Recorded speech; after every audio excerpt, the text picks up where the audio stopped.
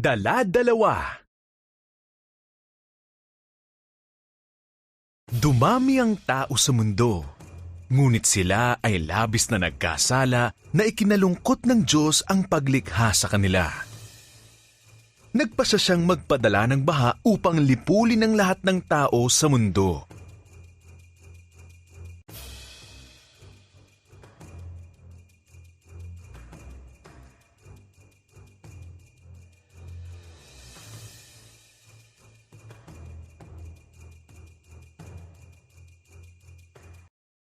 May isang lalaking pangalan ay Noe na naiiba sa lahat.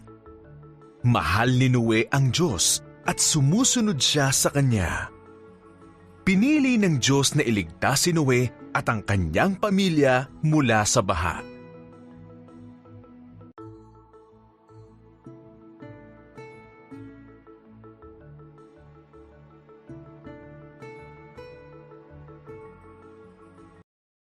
Binigyan ng Diyos ng babala si Noe tungkol sa baha. Sinabihan niya ito na gumawa ng napakalaking bangka na may mababang bubong, 3 palapag, 1 bintana at 1 pintuan.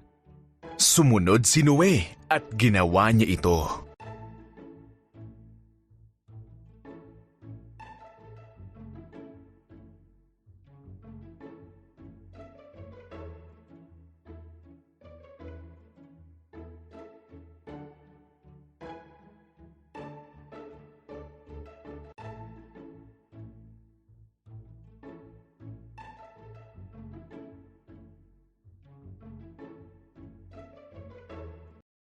Sinabi ng Diyos kay Noe na kumuha ng tigdadalawang uri ng hayop, 1 lalaki, 1 babae.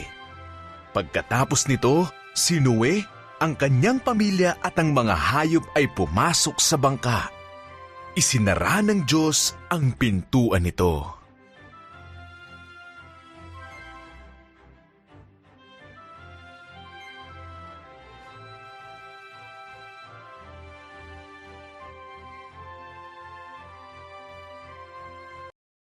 Umulan ng 40 araw at 40 gabi.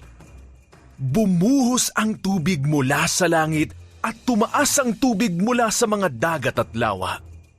Kahit ang pinakamataas na bundok ay napasa ilalim sa mataas na baha.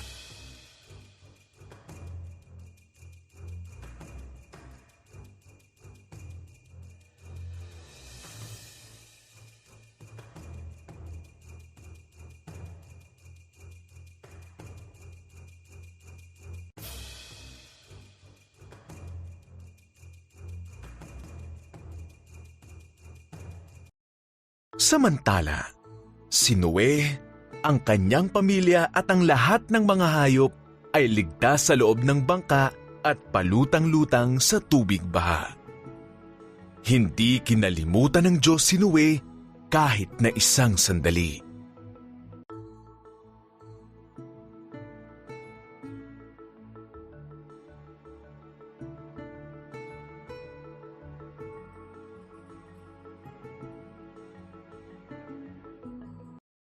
Nagpadala ang Diyos ng malakas na hangin. Bumaba ang tubig. Huminto ang bangka sa bundok Ararat. Nagpakawala si Noe ng 1 kalapate. Nang ito'y hindi na bumalik, alam ni Noe na ito ay ligtas na.